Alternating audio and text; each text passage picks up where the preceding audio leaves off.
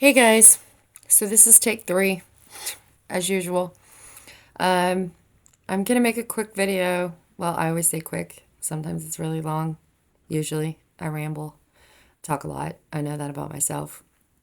But this one about aphantasia and how I've realized how this has affected me with myself and with relationships with other people. Interactions with other people, even. So I first the last video, I was like, I don't know, 15 minutes in, and one of the cats was like laying down by my feet, and he's all chilled out. And then the other cat starts meowing from the other side of the room. And I'm like, what is she doing?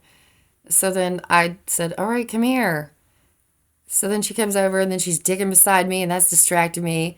And then I realized, oh yeah, because there's a bag of treats right there. So then I paused. I thought I paused the video to give him treats, and then realized I completely stopped it completely. And I'm not all in the editing yet. So then I was like, okay, lesson learned. Like that's one thing I guess, that I've learned is like I learn as I go. And then try to retain that information for the next time. And so, like I said, I had made other videos and they're on here, and I'm trying to add to some of them, and I'm sure in some of them you'll hear me talk about it. But I realized not so long ago that I have aphantasia. And I just thought like everybody thought the way that I thought. And so when they used to say, like, close your eyes and imagine, an apple, a horse, whatever, I'd be like, okay, I mean, I know what it looks like, I know, but I don't see a picture, or they'd say, like, about memories, they'd say, like, well, what was your Christmas when you were this many years old? I don't replay movies. Like, there's no movies there to pull up. And so I'd watched this video last night. This lady started making videos like 5 years ago. And then I think she has like 10 videos and that's it. And I was like, oh, she describes it so perfectly. But so I'd been researching this a lot. And I thought, like, maybe some other people think that way. And on this awakening journey, they've figured it out too. But I'd realized how this affected like relationships that I had with people and the way that I thought about myself. So I'd always said, like, I always had this thought in my head of like, don't forget, don't forget, don't forget. And a lot of that would be because now I've realized, like, because I don't have the memories to pull up, I don't have the movies to replay. So even when it came to people's faces and names, unless I've had a lot of interactions with somebody, I probably wouldn't remember them unless it was like a remarkable, either in the positive or the negative interaction. So, I'm sorry. Um, so for me, it was like I had made another video about, I would tell people, like, I can't pull up your voice. So when you send me a text, it's in the same dulled kind of, it's not even an inner voice. Like, as I'm talking right now, it's just, I'm thinking and talking at the same time. And that's where I realized, like, that's why I verbalize. If I wasn't talking out loud, then I'm just thinking the same thing in my mind. It's a thought. It's a stream of thought. That's how she described it. It's a stream of thought. It's not even my own voice. It's not other people's voices. It's not any of that. That I would, that it just threw me for a loop. Like, so people can hear their own voice. They can hear like their loved ones' voices. They can see those pictures. They can replay those memories. Like, I can't. And it did send me into this grief that she talks about, where you realize you kind of feel cheated, but then something through the research that I realized is like, oh, there's different levels than on other senses. So it's like, imagine if you were blind, then your hearing might be better. Imagine if you're deaf and blind, then your touch might be more sensitive, all those things. So for me, it was a lot of feeling disconnected a lot of, so I can't see, people's faces. I can't see visual images in my mind. I can't hear voices in my mind. Now, if I saw somebody, I would recognize them, but then I might not know their name unless I knew them for a while. So it makes me feel forgetful a lot. And that would lead me to feeling bad about myself, feeling like a defect. And I used to tell the partner I was with, like, I feel like I was like a doll on a machine, in the factory that didn't get put together right, that was missing parts. And so people would like me until they found out that I'm broken or I'm a defect. And then they would reject me and throw me away into the pile of, the ones that don't get put on the shelf. And it was through this finding out about aphantasia that I was like, that's why I would feel that way. Because if I don't write something down, I might forget about it. If I don't remind myself to keep track of things, I might forget it. If things don't stay visually in the same place, it's very disturbing because then I'd be like, I don't remember where the stuff is, and part of that was moving so many times in my life. People might have memories of where they lived, like replay those events as pictures or movies. That's not the way my brain works. My brain's like a sequence of events.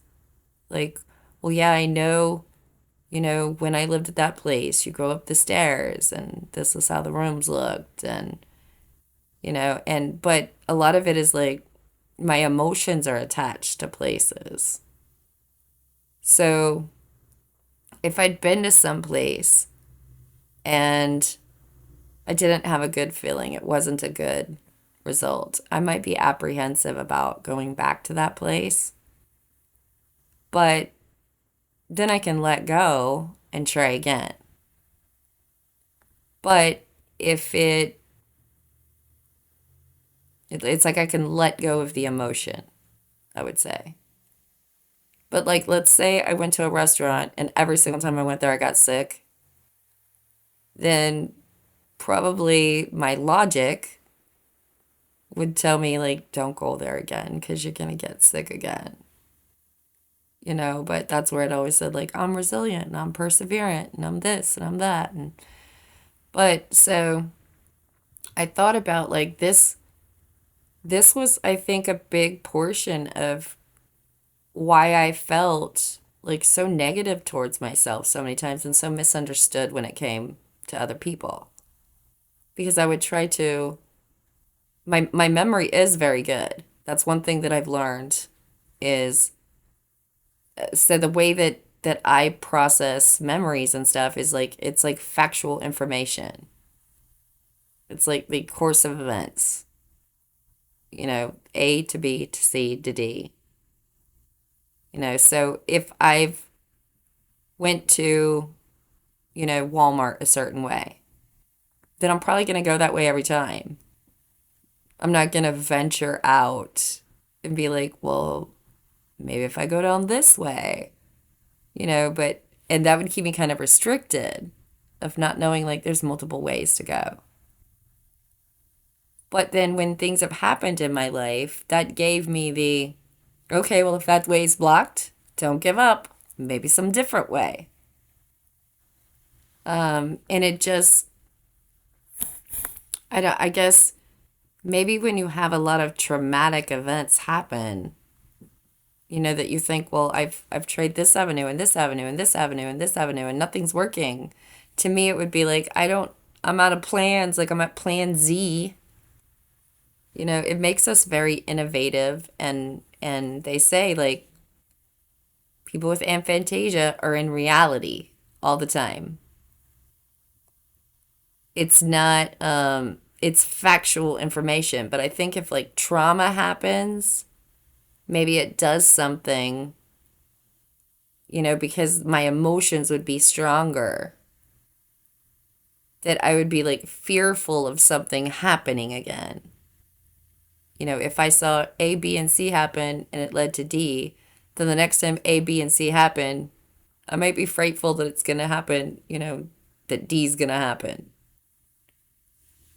Um, but I had realized like a lot of my relationships with people, if they have the thing where they can visualize stuff, and they're replaying movies, then if they have in their heads like some version of me, like some snapshot or picture of me, or some, like they say that people that can visualize, like a lot of times they play out things in advance. So it's like, I'm going to say this and she's going to say this, and I'm going to say this and she's going to say this, and then whatever. Then if I'm not like that, then that might be negative towards that person, if that makes sense. And see, that's one thing I notice I'm always saying, does that make sense? Because for me, it's just verbal, it's just concepts. It's trying to use, analogies and metaphors and similes. And because for me, it's like, it's not an image. So, and I don't know what's up with my cat. You guys probably just heard her meow. She's like all over the place. Just, I don't know. Maybe she got into the catnip.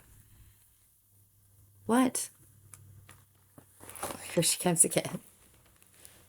So, um, I guess I had replayed so many different interactions with different people in my life, especially the last person, and I just thought like, okay, well, just like with work, if the first time this person met me, I was all crying and saying I need help and all this stuff.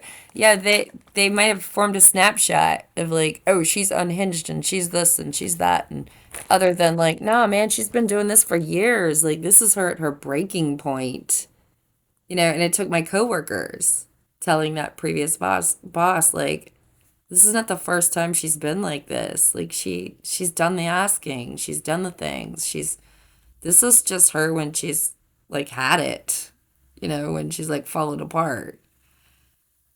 But I thought like, is that where some disconnects comes from relationships, and why I would feel like so lonely or so misunderstood? Is because for me I'd be like, if I'm planning for something, I'm waiting for the actual event to experience it live. So in my mind, it'd be like, okay, we need to get the tickets and we need to do this and we need to do that. And I'm going to get all the stuff in advance because I don't want to be emotionally overwhelmed right at the end and not be able to experience the event, you know, um, in a positive mood, if that makes sense. But if I do all the planning and I get all the stuff and all that stuff and I get to the end and I don't get to experience the thing live, I don't get to see the visual, then it would just create this sense of loss. It's like trying to make memories in advance, but I can't. Hoping to make a memory, but in the end, the memory is just nothing. It's just black. It's just a loss. And this kept me so chained in the losses that I would just, for years, I would be like, I just would like the reward at the end. I would just like to go to the thing. Because a lot of times too, I'd get towards the end and just be like, I can't take this. I can't wait till the last minute. Like, I can't all of a sudden now at the end try to do everything because I'm so exhausted from all of the other stuff. And then I'd be like, well, just go on, just go without me then. And the person would be like, okay. And then later on trying to describe, like, you don't understand, and um, like if a person told me like I get it or I understand, I'd be like, you don't understand. Like you went to go and have the fun. I didn't get that. And they would say, like, well, you told me you didn't want to go. I'm like, well, because I couldn't take it. Could you like help me out a little bit so then I can get back into the positive so that I can go with you? Because I didn't make a movie in my head about how it was going to be. I didn't play this all out. I was waiting and working towards whatever goal. And then if in the end it's nothing, you know, because for me, I'd have to be like emotionally well, emotionally, positive, feel physically safe in order to go to something that I haven't experienced before. Or even if it's like, if it's, especially I would say, if it's something that I've experienced in a negative way, feeling rejected or something, then I'd be like, could I know that you got my back? Because I'm very frightened and I don't play out stuff in advance. My brain works on the things that have already happened. That's, I relate it to, the last time I came here, this is what happened. So I'm going to plan in order for better. So could I know that if things go awry, somebody's got my back? You know, um, the solution wouldn't be like, we'll just put on a happy face. Fake it till you make it, because that's a bunch of BS. You can't fake it till you make it. That'll give you like imposter syndrome, make you feel like a fake. You know, um, I like this saying better, like, learn as we go. But I had, spent a lot of my life of people like, well, just put on a happy face. If you just get there, you'll feel better. And I'd be like, no, because I'm caught in the being frightened, of what if you walk out? Then I'm left alone at this place all by myself. I was doing everything I could to prepare to not feel this way because I didn't already play it out. I wait until it happens, like very much in reality. So I just wondered if maybe other people felt that way or deal with that. Because to me, it's like a strength in some ways that I can let things go. I can get over things. But it's also a weakness. And if you have a lot of negative interactions, if you have a lot of things that just are negative, like my car, I've asked, like people would say, your problem is you don't ask for help. And I'm like, oh my God, I've been asking for months. I've called this mechanic. I've done, and the main thing is like it was in my drive. It's in my driveway. So, and the right side and the wheel is all messed up and it costs a lot of money just to tow it here. And then I'm like, I just wanted somebody to come look at it to tell me, is it worth saving? How much damage? Or should I just scrap it and move on to the next? And so then I did have somebody look at it and say, yeah, I'd save it. And then because I guess because I didn't want to date them, then there was no help. And then another one I called. And then they came out, almost a month ago and took pictures and were like, yes, I can do that. And, I'll get you a quote on the parts. And then nothing. And I'm just like, of course I'd be negative when people say like try to not think negatively. And I'd be like, well, I've not been good in the past about asking for help, but then I've asked for help.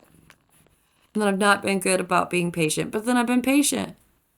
I've not been, whatever. And then I'm like, I don't, and then people wonder why I don't trust what people say or I don't ask for help. At this point, I'm like, oh my gosh, do I need to go get whatever tools and like jack it up and look at YouTube or do I need to take it to some other mechanic? But part of mine was I'd taken my car to mechanics here for things, and it seemed like every time they fixed something, they broke something else. So it's like, I'd go back to I try to have faith in people really hard. You know what I mean? I try to stay in that positive mind frame. I'm always trying to bring the sunshine out. But if interactions keep affecting me this way, then yeah, I'm going to be upset. Like, who wouldn't?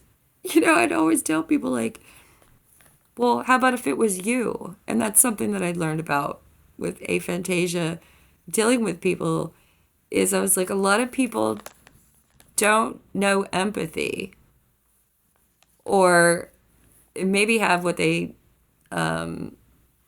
say is like a lesser version, where it's like if you see somebody crying, that they need a hug or they're sad. But do you know the feeling of being sad? Could you put yourself in their shoes? And it was really my job and the relationship I had where I'd be like, yeah, I got that.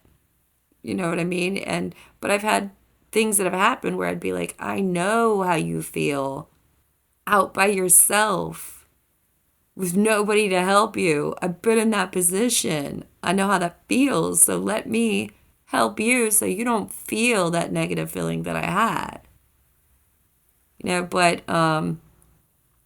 But if you're dealing with people who don't get it, a coworker said something to me one time and I was like, how would you feel if this was done to you? And then she was like, oh yeah, now I see, now that you're turning it back towards me. And that's where I'd said, like, that was a strength of mine. And I mean, maybe it's because I can't visualize. People would say, how do you know? I'm like, I don't know, I just know. You know how I know? Because I've been picking up on patterns. Because I read people's energies. Because things are pretty predictable. I'd like to be surprised more. But I developed that sixth sense of knowing, and, but then certain people in my life would be upset, where I'm like, I'm not upset about, well, I guess this is where I said in a previous video, like I had a relationship where he said, like, does it hurt you being right all the time? I said, no. What hurts me is when people don't believe me. And then stuff happens. And then I'm not the person to say, I told you so. I'm the person that would be like, okay, maybe some people just learned the hard way like I did. I'm trying to help them to not learn the hard way. But if in the process of that I'm not believed, I've always had that thing of like, why don't people believe me, man? I'm just telling you the truth. Sorry if the truth hurts sometimes. Sometimes the truth is wonderful and sometimes it's not. It's just the truth. You know what I mean? Like, it's all on how people interpret it. So for me personally, it was like, I had this awakening where I was like, oh, is that how, when I said that, the other person felt? Like, oh, is that how my daughter felt when I said that? Well, that's horrible. Let me try to change that. Now I know how that feels. But a lot of us don't know how stuff feels until it happens to us. We can't imagine that until it happens to us. So for me, that's just been, in some ways it was a positive, in some ways it was a negative. Because I try to learn as things happen. That's how I learn, like in reality. What is reality telling me? How is this making me feel? You know, I'm more emotional because I can't visualize it. You know, I might be more frightful because I didn't already play out what everybody was going to say. So I'm surprised and shocked when people, um, say things that might hurt my feelings or something, But on the same hand, sorry, I thought I heard rain. And see, that's it's a train of thought and I'm focused. But then if something happens, I get distracted. It's like then my focus goes over there. And then I forget about right here. The train of thought goes to, what about that? And then it's like I lose the train of thought that I have going. But that's something like I'm aware of who I am now. I'm very aware. So it's just sometimes when you interact with other people who aren't, and I had this with every kind of interaction, clients, relationships, everything, where it was like, I'm the reminder, I'm the catalyst, maybe. I'm the something that's like, okay, remember when you told me this thing? Because they already forgot. Remember when you told me that didn't make you feel good? Well, it happened again, and it's not making you feel good. So you can't change anything else but yourself. And then people would have like aha moments, like, oh yeah.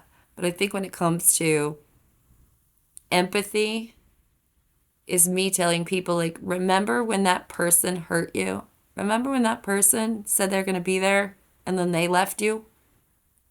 Remember how much that hurt you? Well, you did that to me. So that's how I feel. But if other people can't accept that, can't accept like things that they've done, can't stay in that empathy and step outside themselves, then they might just repeat it over and over again. Because I know that was a big thing with the last relationship I had where I said, remember how this hurts you when people treat you this way? That's what you're doing to me. Remember this interaction and how you said that made you feel? That's what you did to me. So could you stop doing it? Because I know from what you've told me that didn't make you feel good.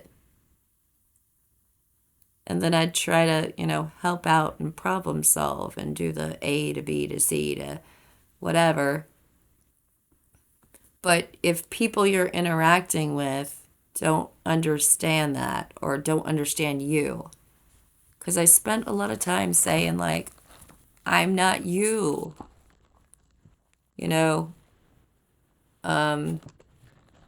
and reflecting back on, I think differently. I'm paying attention. My senses are extra. Just because you want a hug right away doesn't mean that I do. I've had a lot of physical trauma in my life. So if I get scared, I don't want touched right away. I'll tell people, like, it's not about you, it's about me. It physically hurts me when somebody tries to reach out and touch me, even if it's for a comfort or a hug. And I would just tell them, can you give me a pause in order for me to regulate myself? And then I'll, be more open. And then I've used that to, learn to put up boundaries, learn to know if I can express myself or not, how I would express myself, things like that. Because I can't, I would just tell people, like, no, I didn't already play it out. I didn't know what was going to happen until it happened. But if things keep happening to me over and over again, then pretty soon it clicks in. Like with my car, I'm like, yeah, I'm freaking frustrated because what the heck? I've asked, I've reached out, I've done like I'm not from here. I don't have people here. I don't know how to fix the car. You know, um, and it's been moments like this in my life where when it comes to other things, because of the way that I think, that I would say, like, yeah, that's why I know a bunch of stuff because I've been in the situations where there's been no help. There's been nothing, or people have let me down, or whatever, and I've figured it out myself. But this time I'm like, what's up, universe? Like, I don't know. Do I take a chance again on another mechanic in town? Because the last time I did that, and the time before, the way I've been treated from mechanics in this town has not reflected back positive. Like, do I call another mobile one? Because I don't know how to fix this car. But is that the thing? I'm like, I joked about, I always said I wanted to work on cars. My dad, like, did some stuff with my brothers, but I mean, like, nobody ever taught me to work on cars, but I always said, like, I should have been a mechanic because I love cars so much. But then when this happened, I was like, not this car, universe. I wanted to, like, build an old car. I wanted to build an old Chevelle.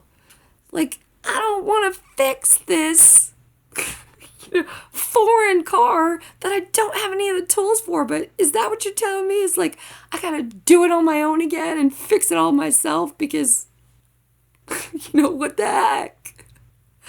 And then this at the same time, like, when I've been able to come up with solutions because of how I think or how I process or whatever, it's made me more self-sufficient and it's made me more self-confident because I think I have all this knowledge about stuff.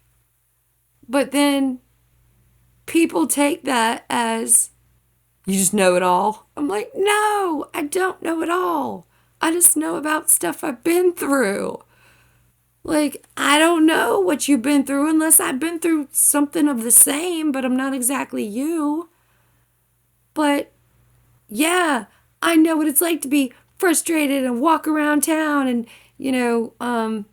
not have the vehicle because that's happened to me before. And so when it happens again, I'm like, dang it, man, I hate this. Like, is this just the universe saying, like, remember when you said you don't like to drive? Well, here we go. Because I've always said I hate to drive. I really don't like to drive. I've I've been in car accidents in my life before. I've driven so many miles long distance in my life that I'm like, I think I just drove all that enjoyment out. But I didn't mean I never ever want to drive again, universe. So I don't know. But for those of you out there who may have aphantasia, like I said, I'm going to keep making videos about insights about myself, things that I've come up with that, now it's like some of the stuff I'm like, oh, that totally makes sense. Like if I'm trying to problem solve in the middle of an argument and I'm waiting for an answer because there's just silence in my head, or I'm thinking like, well, the way they're acting is like I'm a villain, or the way that they're acting is like they're afraid of me. The way they're acting is like they hate me. But yet in their head, they got like a million movies going on, or they're stuck in, they painted a picture of me that's evil, horrible, or themselves, or they're stuck in some past something memory. Then that makes sense why they'd be frozen, but I wouldn't know that if they weren't telling me because I'm not them. I would just think, oh, you think like I do. Like, what's the problem? Like, are you gonna talk? Because like 20 minutes have gone by and eventually it's going to be bedtime, so anyway, um, try not to be so hard on yourself if you do. It's all a journey. Sometimes we don't figure out stuff until later on in life. All we can do is like learn and say, I'm not ignorant anymore to myself. I'm not ignorant anymore to other people, or that piece of information, and just work with that. Because for me, I'm like, that's why I have a hard time creating stuff, because I don't see the picture first. It's like as I'm doing it, stuff evolves. I just get an idea, a concept, and then it's about steps to get to that thing. And then whenever I create something, then I'm like, oh yeah, that's what I had in mind, or that turned out better than I thought. So hope this helps, and I will chat with you guys soon.